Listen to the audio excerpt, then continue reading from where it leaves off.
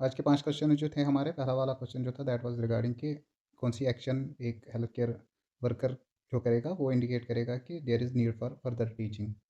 तो इसके ऑप्शंस की बात अगर करेंगे, पहला ऑप्शन जो था कि नर्सिंग असिस्टेंट जो है वो एम्बुलेट कर रहा है एक एल्डरली पेशेंट को, तो वो ऐसा जो प्रोसीजर है, ऐसी जो वर्क है, ये कोई थ्रेट नहीं पोज़ करता है पेशेंट को। दैट मीन्स कि ये कोई इन्वेसिव प्रोसीजर नहीं है। सो दैट मीन्स कि ये अगर कोई नर्सिंग असिस्टेंट होगा और वी कैन से कि एक नर्सिंग ऑर्डरली होगा, वो ये परफॉर्म कर सकता है सही से। देन नेक्स्ट ऑप्शन जो था that was the nurse wears gloves while performing a venipuncture. देखिए वेनिपंक्चर जब हम करते हैं तो there are the chances of splashing, ठीक है? जो ब्लड है वो जो अगर कोई नर्स है, कोई स्टाफ है जो वेनिपंक्चर कर रहा है, उसके फेस को लग सकता है। तो देयर आर द चांसेस कि अगर पेशेंट को ब्लड में इन्फेक्शन है that can transmit the health care provider, so there is need. So ये भी इसने सही से समझाया। थर्ड ऑप्शन वाज कि the nurse washes his hands after changing a dressing. जब भी हम कोई प्रोसीजर करते हैं, before doing some clean procedure और this aseptic procedure, hand washing हमें परफॉर्म करनी है, और एंड आफ्टर द प्रोसीजर भी हमें हैंड वॉशिंग करनी है। And the fourth option was कि nurse wears gloves to monitor the IV infusion rate. यहाँ पे जो है हम पेशेंट को है, डायरेक्ट कॉन्टैक्ट नहीं है हमारा पेशेंट के साथ, ठीक है? सो अगर डायरेक्ट कॉन्टैक्ट हमारा पेशेंट के साथ होगा, अगर हम वहाँ पे मेडिकल प्रोसीजर करेंगे तो हम डिस्पोजेबल ग्लव्स का यूज़ करेंगे, और अगर कोई एसेप्टिक प्रोसीजर करेंगे तो स्टीराइल ग्लव्स का यूज़ करेंगे। देन सेकंड क्वेश्चन वाज कि 5 ईयर ओल्ड बेबी जो है उसको एंटीरोबेसिस है, दैट इज़ पिनवर्म इन्फेस्टेशन। तो कौन सी मैनिफेस्टेशन एसोसिएटेड होगी? तो there will be rectal itching, ठीक है?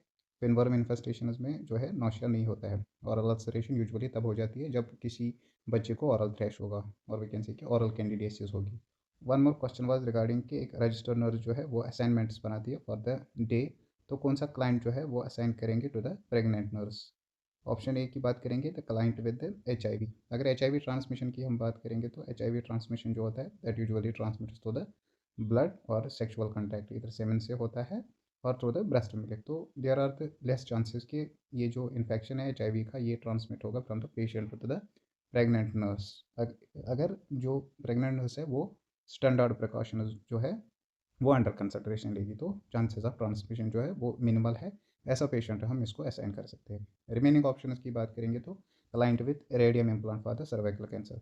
जिस भी पेशेंट को जो है रेडियो एक्टिव इम्प्लांट लगा होता है, वहाँ पे हम क्या किया देते हैं वो हमने ऑलरेडी डिस्कस किया है। और वहाँ पे हमने ये भी बोला है कि जो भी कोई इंडिविजुअल होगा, जो भी कोई फीमेल होगी जो प्रेग्नेंट होगी, या इवन कि अगर नर्स प्रेग्नेंट होगी, तो वैसे केस में उसको अलाउ नहीं करना है ऐसे पेशेंट के रूम में जिसको रेडियम इम्प्लांट लगा हो, क्योंकि वहाँ पे चांसेस ऑफ एक्सपोजर जो है वो मैक्सिमम होते हैं बच्चे को। Then client with RSV respiratory syncytial virus.